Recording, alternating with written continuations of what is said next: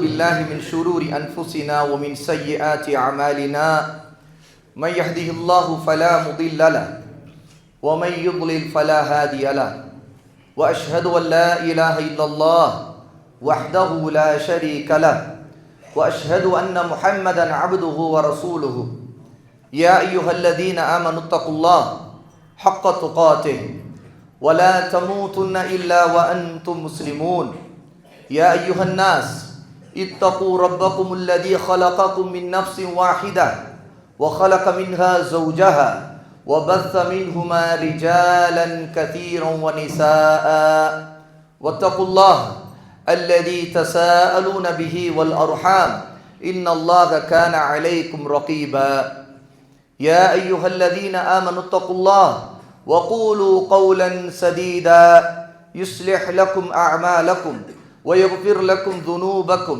ومن يطع الله ورسوله فقد فاز فوزا عظيما أما بعد فإن أصدق الحديث كتاب الله وأحسن الهدي هدي محمد صلى الله عليه وسلم وشر الأمور محدثاتها وكل محدثة بدعة وكل بدعة ضلالة وكل ضلالة في النار. எல்லா புகழும் அல்லாஹ்வுக்கே உரியது. அவனையே புகழ்கிறோம், அவனிடமே உதவி தேடுகிறோம், அவனிடமே பாவ மன்னிப்பையும் கேட்கிறோம். நம்முடைய கெட்ட எண்ணங்களை விட்டு கெட்ட செயல்களை விட்டு அல்லாஹ்விடம் பாதுகாவல் தேடுகிறோம். அல்லாஹ் யாருக்கு நேர் வழி காட்டிவிட்டானோ அவர்களை வழிகெடுப்பவர்கள் யாரும் இல்லை. அல்லாஹ் யாரை வழிகேட்டில் விட்டுவிட்டானோ அவர்களுக்கு நேர்வழி காட்டுபவர்கள் யாரும் இல்லை. வணக்கத்திற்குரிய தகுதியான இறைவன் அல்லாஹுவை தவிர வேறு யாரும் இல்லை. அவன் தனித்தவன், அவனுக்கு இணை துணை யாரும் இல்லை என்று நான் சாட்சி சொல்கிறேன். முஹம்மது ஸல்லல்லாஹு அலைஹி வஆலிஹி வஸல்லம் அல்லாஹுடைய ஒரு அடிமை, அல்லாஹுடைய ஒரு தூதர் என்று நான் சாட்சி சொல்கிறேன். அன்பிற்குரியவர்களே, அல்லாஹ்வின் அடியார்களே, இப்போது நான் தமிழில் சொன்னதுதான் அல்லாஹ்வுடைய நபி ஸல்லல்லாஹு அலைஹி வஸல்லம் தங்களுடைய ஜும்மாவுடைய உரையின் போதும், ஈதுடைய உரையின் போதும், திருமணத்திற்கான நிக்காஹுடைய உரையின் போதும் ஆரம்பமாக அல்லாஹ்வை புகழ்ந்து அவனை துதித்து அவனிடம் மன்னிப்பு கேட்டு அவனிடம் உதவி கேட்டு நேர்வழியை பற்றி எச்சரிக்கை செய்து நம்முடைய எண்ணங்களுடைய செயல்களுடைய தீமைகளை விட்டு பாதுகாப்பு தேடி லா இலாஹ இல்லல்லாஹ்வை முஹம்மது ரசூலுல்லாஹ்வை முழக்கமிட்டு ரசூலுல்லாஹ் ஆரம்பிப்பார்கள்.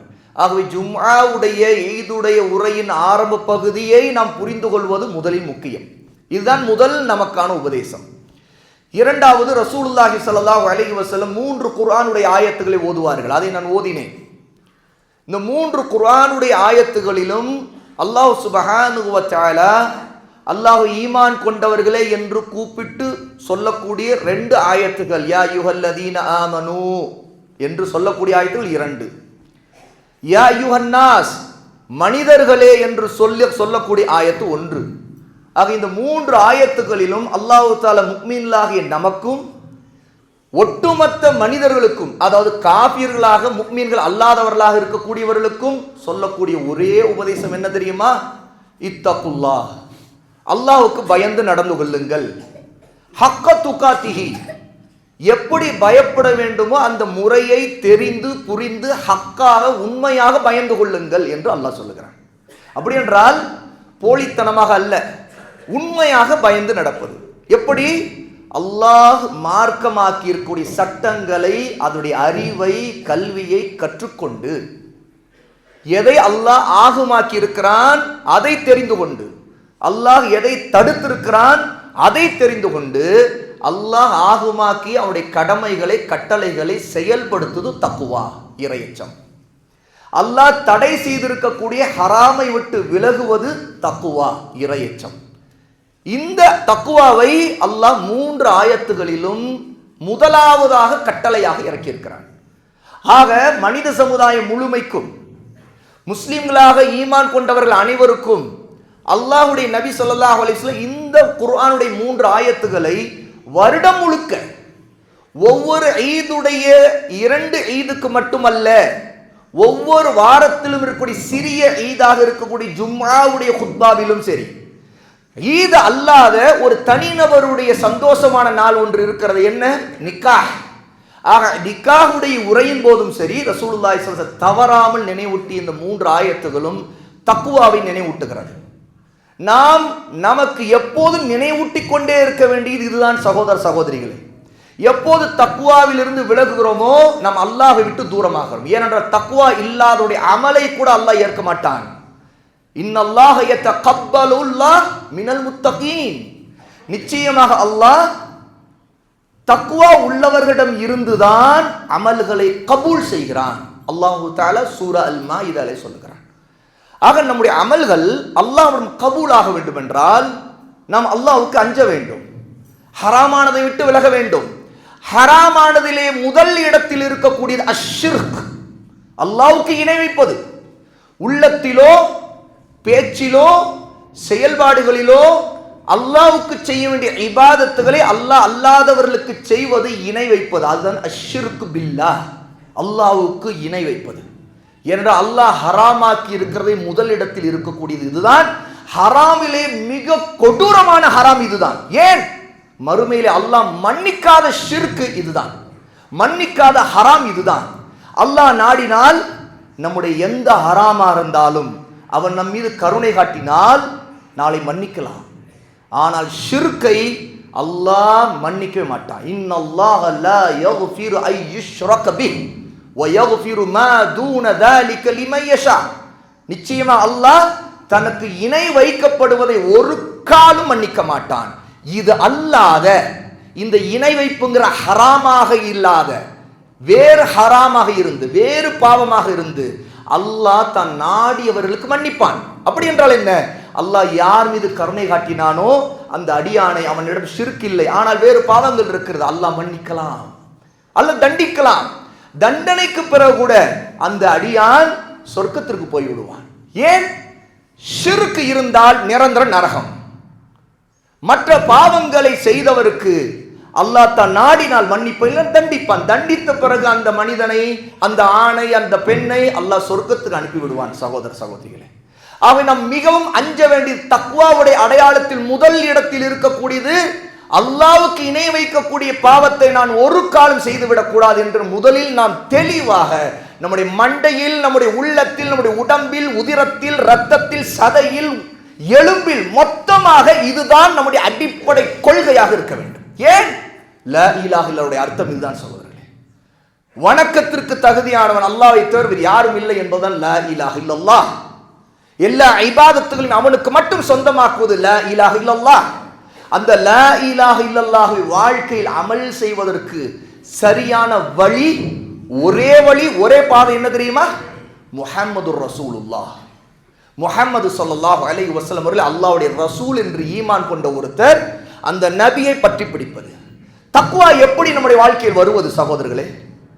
தக்வாவிலே சிறந்தவர் யார்?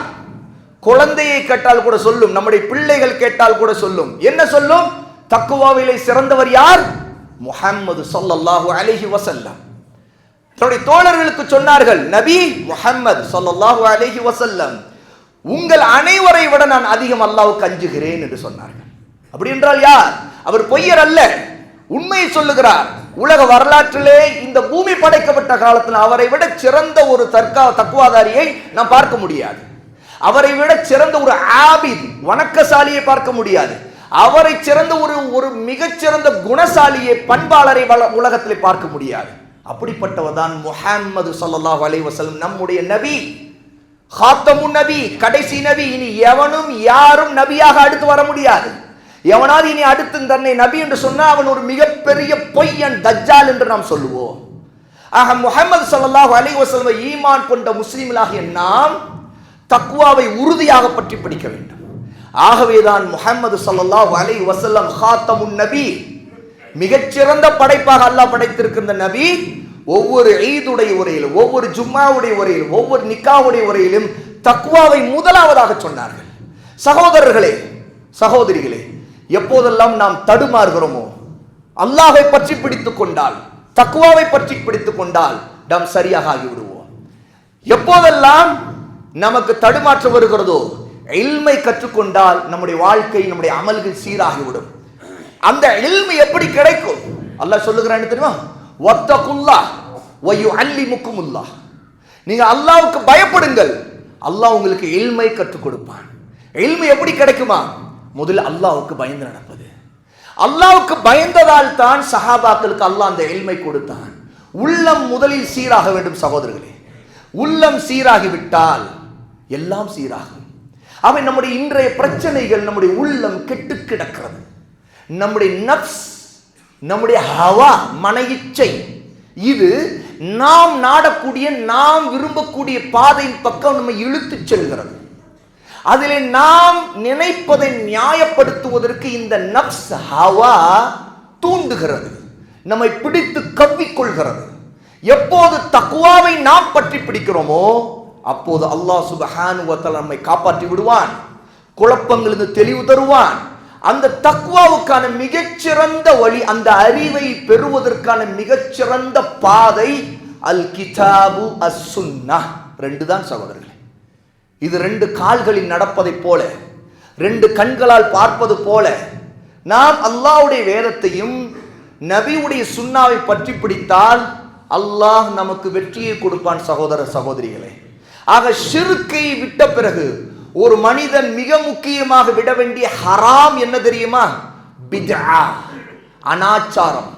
பித்அத் என்றால் புதுமையாக மார்க்கத்தில் நுழைக்கக்கூடிய கொள்கைகள், அமல்கள். அல்லாஹ்வோ நபியோ சொல்லித்தராத, காட்டித்தராத விஷயங்களை எல்லாம் மார்க்கமாக நம்புவது வழிகேடு, தெளிவான நரகத்தின் பாதை சகோதர சகோதரிகளே. இந்த பித்ஆ, வழிகேடு, இந்த அனாச்சாரங்கள், மார்க்கத்தில் அல்லாஹ்வோ நபியோ சொல்லிக் கொடுக்காத விஷயங்கள், நபி தோழர்கள் கூட அறியாத விஷயங்களை நாம் மார்க்கமாக நம்பிக்கொண்டு நாம் மார்க்கம் அறிந்ததாக நம்புகிற மிகப்பெரிய அறியாமையில் சிக்கி தவிக்கிற நிலைமைகள் தான் நம்மை பல கூறுகளாக பிரித்து நாசமாக்குகிறது சகோதரர்களே. ஆக ஹராமிலேயே இந்த பித்ஆ எவ்வளவு பெரிய ஹராம் தெரியுமா சகோதரர்களே? நமக்குள் பிரிவினையை கொண்டு வருவது, வெறுப்பை கொண்டு வருவது, நமக்கிடையே மோசமான பாரபட்சங்களை கொண்டு வருவது, நாம் ஒன்றுபட விடாமல் தடுப்பது பித்அத்தான கொள்கைகள், சிந்தனைகள், பாதைகள், இசங்கள். ஆகவே இந்த விஷயம் தக்வாவை கொண்டுதான் நாம் சரி செய்ய முடியும். ஆகவே தான் ரசூலுல்லாஹி ஸல்லல்லாஹு அலைஹி வஸல்லம் உரையுடைய கடைசியில் எப்போதும் சொல்லக்கூடிய பகுதியை நான் இப்போது சொல்லுகிறேன். فَإِنَّ أَصْدَقَ الْحَدِيثِ كِتَابَ اللَّهِ وَأَحْسَنَ الْهَدِيِ هَدِيُ مُحَمَّدٍ صَلَّى اللَّهُ عَلَيْهِ وَسَلَّمَ. நிச்சயமாக பேச்சுக்களில் சிறந்தது, உண்மைகளில் சரியானது அல்லாஹ்வின் வேதத்தில் இருக்கின்ற அவனுடைய பேச்சு. அப்படி என்றால் என்ன? அல்லாஹ்வுடைய வேதம் கிதாபுல்லாஹ், அல் குர்ஆனுல் கரீம், அல்லாஹ் சுப்ஹானஹு வ தஆலாவுடைய பேச்சு, அவனுடைய வார்த்தைகள், அவனுடைய சிஃபத், அவனுடைய பண்பு. அதை நாம் அல்லாஹ்வுடைய உயர்வுக்கும் தகுதிக்கும் மகத்துவத்திற்கும் ஏற்ப நாம் நம்பிக்கை கொள்ள வேண்டும் சகோதரர்களே. ஆகவே அல்லாஹ்வுடைய பேச்சு அல்லாஹ் நமக்கு இறக்கி இருக்கிறான். 7 வானங்களுக்கு மேலே, அர்ஷுக்கு மேலே உயர்ந்து இருக்கக்கூடிய அல்லாஹ் சுப்ஹானஹு வ தஆலா அவனுடைய பேச்சை நமக்கு இறக்கி இருக்கிறான். இந்த பூமியில் இருக்கக்கூடிய ஒவ்வொரு மனிதனுக்கும், ஒவ்வொரு ஜின்னுக்கும் இறக்கி இருக்கிறான். ஆகவேதான் நம்முடைய நபி ஸல்லல்லாஹு அலைஹி வஸல்லம் மனிதர்களுக்கு மட்டுமல்ல ஜின்களுக்கும் அனுப்பப்பட்ட இறுதி தூதர். ஆக அந்த அல்லாஹ்வுடைய பேச்சை நபி ஒவ்வொரு ஜும்மாவுடைய உரையிலும், ஒவ்வொரு ஈதுடைய உரையிலும் எப்படி ஞாபகப்படுத்துகிறார்கள்? மறக்கக்கூடாத பேச்சு எது தெரியுமா? இதுதான். நம்முடைய பேச்சு மறக்கடிக்கப்படும். நாம் யாருடைய பேச்சை கேட்கிறோம் அத்தனை மறக்கடிக்கப்படும். ஏனென்றால் அந்த பேச்சுக்கள் பொய்யும் இருக்கும், உண்மையும் இருக்கும். அந்த பேச்சுக்களில் நன்மையும் இருக்கும், பாவமும் இருக்கும். நன்மை மட்டும் இருக்கக்கூடிய, உண்மை மட்டும் இருக்கக்கூடிய பேச்சு யாருடைய பேச்சு சகோதரர்களே? அல்லாஹ் சுப்ஹானஹு வ தஆலாவுடைய பேச்சு. அதுதான் சத்தியத்தின் பேச்சு. அதற்கு முன்பு, அந்த பேச்சுக்கு முன்பு, அதில் சொல்லப்பட்ட சத்தியத்திற்கு முன்பு இந்த உலகத்தில் எவன் எதை சொன்னாலும் அத்தனை பாத்தில், அத்தனை அசத்தியம், அத்தனை வழிகேடு. அந்த பேச்சை எதிர்க்கக்கூடிய, அந்த தீர்ப்பை எதிர்க்கக்கூடிய எந்த தீர்ப்பும் மிகப்பெரிய அநியாய தீர்ப்பு. இதை நாம் உறுதியாக லா இலாஹ இல்லல்லாஹ் சொன்னவர்கள் நம்பிக்கை கொள்ள வேண்டும் சகோதரர்களே. இது நம்முடைய அகீதா, இது நம்முடைய கொள்கை. இதை எவனுக்காகவும் யாருக்காகவும் எந்த கொள்கைக்காகவும் நாம் விட்டுக் கொடுக்க மாட்டோம். ஏன்? லா இலாஹ இல்லல்லாஹ் நம்முடைய உள்ளத்தில் இருக்கிறது. ஆகவேதான் ரசூலுல்லாஹ் சொல்கிறார், ஃபஇன் அஸ்தகல் ஹதீஸி கிதாபுல்லாஹ் வ அஹ்ஸனல் ஹதி ஹதி முஹம்மதின் ஸல்லல்லாஹு அலைஹி வஸல்லம். சிறந்தது வழிமுறையில், பழக்க வழக்கத்தில், நாகரிகத்தில், எந்த ஒரு விஷயத்திலும் மிகச்சிறந்த பாதை வழிமுறை முஹம்மது ஸல்லல்லாஹு அலைஹி வஸல்லம் காட்டியது. இதற்கு பிறகு ரசூலுல்லாஹ் இதோடு நிறுத்தி விட்டார்களா? இல்லை. என்ன சொல்வார்கள்? காரியங்களிலே மிக கெட்டது, மிக மோசமானது, மார்க்கத்தின் பெயரால் புதிதாக உண்டாக்கப்படுகிற கொள்கைகள், காரியங்கள். ரொம்ப ஷர், ரொம்ப தீமை.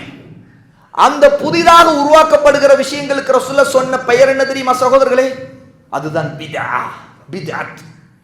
சரி, இந்த பித்அத்தை ரசூலுல்லாஹ் எப்படி எச்சரித்து? ஒவ்வொரு பித்அத்தும் வழிகேடு, இதுதான் தீர்ப்பு. பித்அத்தின் மீது உள்ள தீர்ப்பு என்ன? தலாலா, வழிகேடு, அதோ கெட்ட வழி. அந்த கெட்ட வழி எங்க போய் சேர்க்கும்?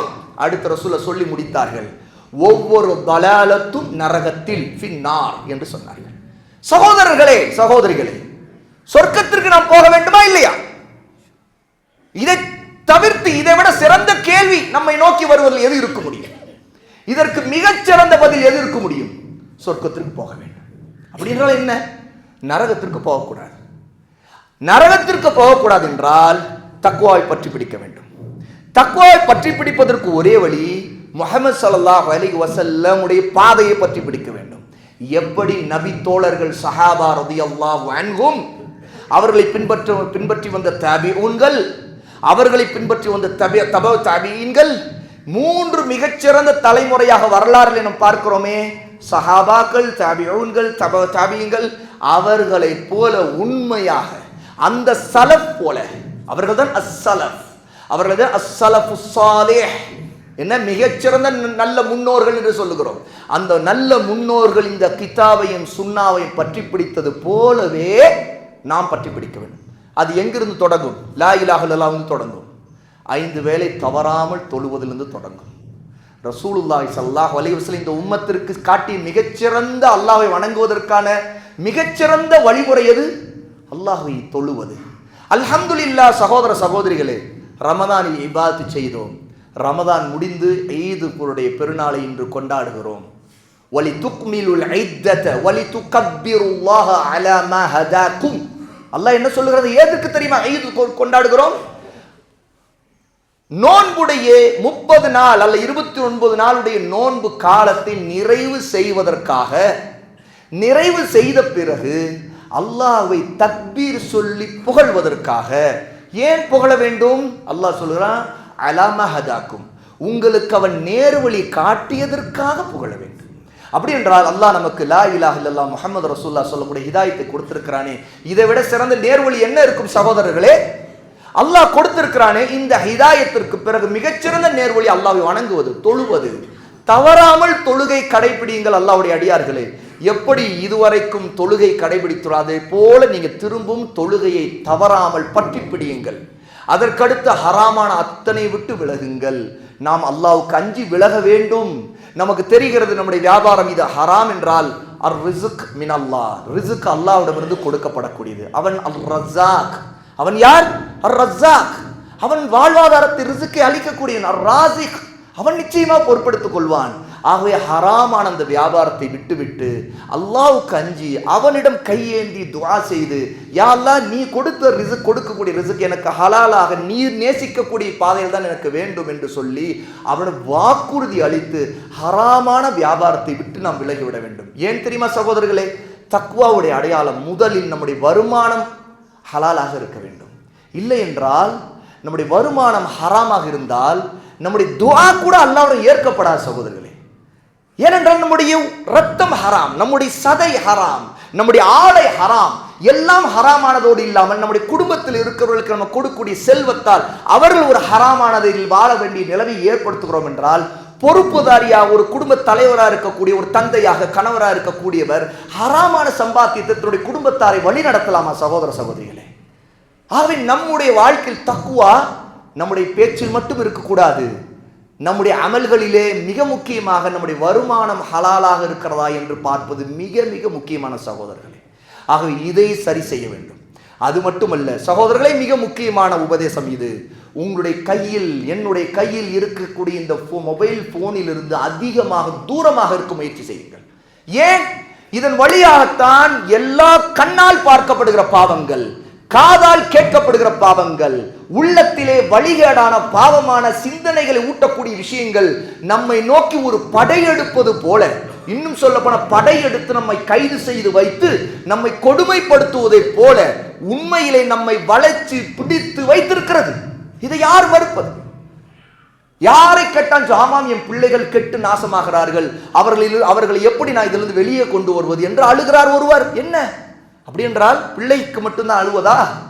எனக்காக, நமக்காக, ஒவ்வொருத்தருக்கும் அழ வேண்டியது இருக்கிறது. ஆக பாவங்கள், வழிகேடுகள், பலவிதமான மானக்கேடுகள் எல்லாம் இந்த மொபைல் வழியாக வருகிறது. சகோதரர்களை, நாம் அல்லாஹ்வுக்கு அஞ்சுகிற தக்குவா மக்கள் பார்வைக்கு மட்டுமல்ல, நாம் தனிமையில் இருக்கும் பொழுதும் அந்த தக்குவா உண்மையாக இருப்பது. அதான் ஹக்க துகாத்திஹி, உண்மையாக நீங்கள் நடந்து கொள்ளுங்கள் என்று அல்லாஹ் சொல்லுகிறான். ஆகவே இந்த தக்குவாவை கடைபிடிப்பதிலே இதற்கு மாறு செய்வதற்கு, இதற்கு மாற்றமான நம்மை நாசமாக்குவது இந்த மொபைல் போன். அதில் வீணாக வெட்டியான அரட்டையான பேச்சுக்கள், புறம் பேசுதல், அவதூறு பேசுதல், வதந்திகளை பரப்புதல், இப்படி எத்தனை விஷயங்கள் அல்லது தகாத தொடர்புகள், ஒரு அந்நிய ஆண் அந்நிய பெண் சாட் செய்வது, தனிமையில சந்திப்பதற்கு தூண்டில் போடுவது, அதை விரும்புவது, சினிமா பார்ப்பது, இசை பாட்டுகள் கேட்பது, அல்லது வெட்டியாக தனக்கு எந்த நன்மையும் இல்லாத உலக செய்திகள் என்று கேட்பதை கொண்டே நேரத்தை வீணடிப்பது, அல்லது கேம்ஸ் விளையாடுவதை பொழுதுபோக்காக்கி அதை கொண்டு அல்லாஹ்வை மறப்பது, இப்படி எத்தனை உதாரணங்களை சொல்லிக்கொண்டே போகலாம். இந்த மொபைல் வழியாக வரக்கூடிய பாவங்கள், ஒரு மனிதன் மொபைல் இல்லாமல் இந்த உலகத்தில் பல பாவங்களை செய்ய நினைத்தால் கூட செய்ய முடியாது. உண்மையா இல்லையா? ஆனால் மொபைல் இருந்தால் அவன் எங்கும் போக முடியாவிட்டால் ஒரே இடத்தில் பல பாவங்களை செய்வதற்கு அவனை தூண்டக்கூடியது இந்த மொபைல். ஆகவே தேவையான அளவிற்கு உட்பட்ட அவசிய தேவைக்காக மொபைலை எடுப்பது, பேசுவது, வைப்பது, இவ்வளவு நம்முடைய அவசிய தேவை. இது நமக்கு தேவை என்று நமக்கு நன்கு தெரிந்து அல்லாஹ்வுக்கு உண்மையாக இருந்து அந்த மொபைலை எடுக்க வேண்டியிருந்தால் எடுங்கள். இல்லை என்றால் சகோதர சகோதரிகளே, முதலில் இதை விட்டு தூரமாக இருங்கள். இதுதான் நான் நினைக்கிறேன். அல்லாஹ் நம்மிடமிருந்து இதை புரிந்து கொள்ள வேண்டும். நம்முடைய இபாதத்துகளுக்கு அடுத்து நாம் மறக்கக்கூடாத உபதேசமாக நான் நினைப்பது, இந்த மொபைல் போன் நமக்கு இடையே கொண்டு வந்த ஃபித்னா, நம்முடைய குடும்பத்திற்கு கொண்டு வரக்கூடிய ஃபித்னா, நம்முடைய பிள்ளைகளுக்குள் கொண்டு வரக்கூடிய ஃபித்னா, நம்முடைய சகோதரர்கள் சகோதரிகளுக்கு மத்தியில் கொண்டு வரக்கூடிய ஃபித்னா. இந்த ஃபித்னா மிகப்பெரிய, இந்த நூற்றாண்டில் நாம் வாழக்கூடிய காலத்தின் மிகப்பெரிய ஃபித்னா இதுதான். ஏனால் இந்த வழியிலே பல நூற்றுக்கணக்கான ஆயிரக்கணக்கான ஃபித்னாக்களிலே நாம் பாதிக்கப்படுகிறோம். நம்முடைய பிள்ளைகள் பாதிக்கிறார்கள், அவருடைய உடல்நிலை பாதிக்கிறது, குடும்பத்துடைய ஆபியத்து பாதிக்கிறது, ஒரு வித பைத்தியமாக மாறுகிறோமா இல்லையா சகோதர சகோதரிகள்? ஆக இதிலே எச்சரிக்கை உணர்வு நமக்கு தேவை என்பதைத்தான் இன்று நான் சொல்லக்கூடிய இறுதி எனக்கும் உங்களுக்குமான உபதேசமாக நினைக்கிறேன். அல்லாஹ் சுப்ஹானஹு வ தஆலா நம் எல்லோரையும் அல்லாஹ்வுக்காக நேசிக்கக்கூடியவர்களாக, அல்லாஹ்வின் நபியை பின்பற்றுவதற்காக இல்மை, மார்க்க அறிவை தேடக்கூடியவர்களாக, தௌஹீதை உறுதியாக பற்றி பிடித்த அத்தனை விதமான ஷிர்க்கை விட்டு வெறுத்து விலகி இருப்பவர்களாக, முஷ்ரிக்குகளை விட்டு விலகி இருப்பவர்களாக, காபிர்களை உளப்பூர்வமாக நேசிக்காமல் அவர்களுக்கு நன்மையான விதத்தில் நடந்து கொண்டு, நீதியாக நடந்து கொண்டு, மற்ற விதத்தில் எல்லாம் உள்ளங்களிலே ஈமான் உள்ள நல்ல மக்களோடு சேர்ந்து இருக்கக்கூடிய உண்மையான நேசர்களாக, சுன்னாவுக்காக நேசிக்கக்கூடியவர்களாக, மற்ற நமக்கிடையே பிரிவினைகளுக்காக அல்ல, கட்சிக்காக அல்ல, அமைப்புகளுக்காக அல்ல, அல்லாஹ்வின் அடியார்களை அல்லாஹ்வுக்காக நேசிக்கூடியவர்களாக அல்லாஹ் நம் அனைவரையும் அல்லாஹ் தஆலா ஆக்குவானாக. எல்லா பாவங்களை விட்டு நம்மை பாதுகாப்பானாக. நமக்கு நல்ல ஆரோக்கியத்தை அல்லாஹ் நமக்கும், நம்முடைய குடும்பத்தாருக்கும், நம்முடைய பிள்ளைகளுக்கும், நம்முடைய மனைவிகள், நம்முடைய தாய்மார்கள், நம்முடைய சகோதரிகள், நம்முடைய தந்தை, நம்முடைய வயதில் இருக்கிற மூத்தவர்கள், நம்முடைய அண்டை வீட்டார் எல்லோருக்கும் அல்லாஹ் தஆலா நல்ல ஆஃபியத்தை, ஹிதாயத்தை, அல்லாஹ்வுக்கு அஞ்சி தனிமையிலும் கூட்டான வாழ்க்கையிலும் ஒன்றுபட்டு இருக்கக்கூடிய நல்ல எண்ணத்தை, உள்ளத்திலே விரோதம், குரோதம், வன்மம் கொண்ட எல்லா அழுக்குகள், பாவங்களை விட்டு சுத்தமான உள்ளங்களை, அல்லாஹ்வுக்காக உதவி செய்யக்கூடிய, மற்றவர்கள் நலம் நாடக்கூடிய, ஒருவருக்கொருவர் நன்மையை நினைத்து மற்றவருடைய கஷ்டங்களில் பங்கெடுக்கக்கூடியவர்களாக அல்லாஹ் நம் அனைவரையும் ஆக்குவானாக. இன்னும் நம்முடைய சகோதர சகோதரிகள் உலகம் முழுக்க இருக்கக்கூடிய முஸ்லிமான மக்கள், அஹ்லு சுன்னாவாக இருக்கக்கூடிய மக்கள், நபியை நேசிக்கக்கூடிய மக்கள், நபியின் தோழர்களை நேசிக்கக்கூடிய மக்கள், நபியின் மனைவிமார்களை நேசிக்கக்கூடிய மக்கள் அத்தனை பேருக்கும் அல்லாஹ் தஆலா அவருடைய துயரங்கள், நெருக்கடிகள், கஷ்டங்கள், எதிரிகள், யகூதி நசாராக்கள், அவருடைய அச்சுறுத்தல்கள், ஷியா ராஃபிதாவுடைய அச்சுறுத்தல்கள் அத்தனை பேரிட விட்டும் அல்லாஹ் தஆலா நம்முடைய உம்மத்தை, முஸ்லிம்களுடைய உம்மத்தை அல்லாஹ் பாதுகாப்பானாக. அவர்கள் அனைவருக்காகவும் அல்லாஹ்விடம் அதிகமாக துஆ செய்வோமாக. அல்லாஹ் தஆலா அப்படிப்பட்ட சந்தோஷமான பெருநாளாக எல்லோருக்கும் அல்லாஹ் நமக்கு ஆக்கி நம்முடைய பாவங்களை மன்னித்து நம்முடைய ரமதானுடைய இபாதத்துகளை கபூல் செய்வானாக. அல்லாஹ் சுப்ஹானஹு வ தஆலா எல்லா நேரத்திலும் எல்லா நிலையிலும் நபியின் சுன்னாவை நேசித்து வாழக்கூடிய மக்களில் நம்மையும் நம்முடைய குடும்பத்தையும் நம்முடைய சகோதர சகோதரி ஆக்குவானாக. வ ஆகிரு தஅவானா அனில் ஹம்துலில்லாஹி ரப்பில் ஆலமீன். அஸ்ஸலாமு அலைக்கும்.